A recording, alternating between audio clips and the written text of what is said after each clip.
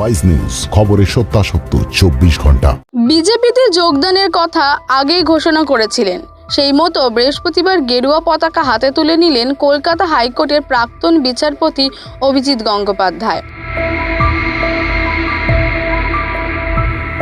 কলকাতায় বিজেপি সদর দফতরে গিয়ে যোগদান করলেন তিনি।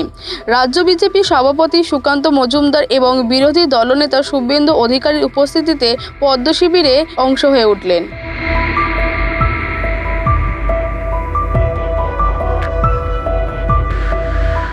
রাজনীতির ময়দানে পা রাখার পরেই রাজ্য থেকে তৃণমূলের উৎখাতের ডাক দেন অভিজিৎ গঙ্গোপাধ্যায়।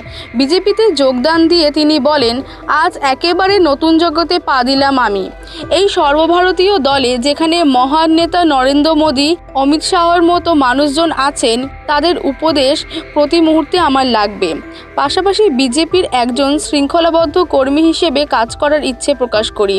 দল যে কাজ আমাকে দেবে সেই কাজ আমি নিষ্ঠার সঙ্গে পালন করব বলে জানান জাস্টিস গঙ্গোপাধ্যায়।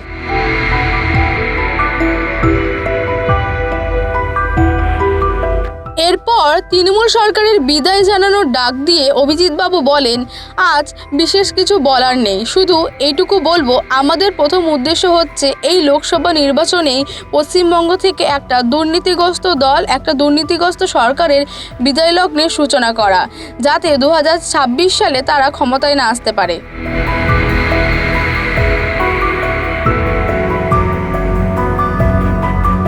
এখানে না থেমে পশ্চিমবঙ্গে বিজেপি ক্ষমতায় আসা দরকার বলেও মত প্রকাশ করেন অবসরপ্রাপ্ত বিচারপতি গঙ্গোপাধ্যায়। তিনি বলেন, পশ্চিমবঙ্গের প্রয়োজনে বিজেপির ক্ষমতায় আসা খুব দরকার। অভিজিৎবাবুর কথায় বাংলা ক্রমাগত পিছিয়ে পড়ছে দেখে বাঙালি হিসেবে ভীষণ কষ্ট হয় তার। সেই কারণে বিজেপির মতো সর্বভারতীয় দলে যোগদান করেছেন।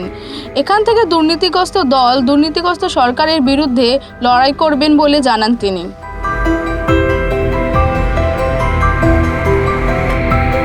শোনা যাচ্ছে, আসন্ন লোকসভা নির্বাচনের প্রার্থী হিসেবে দেখা যেতে পারে অবসরপ্রাপ্ত জাস্টিস গঙ্গোপাধ্যায়কে।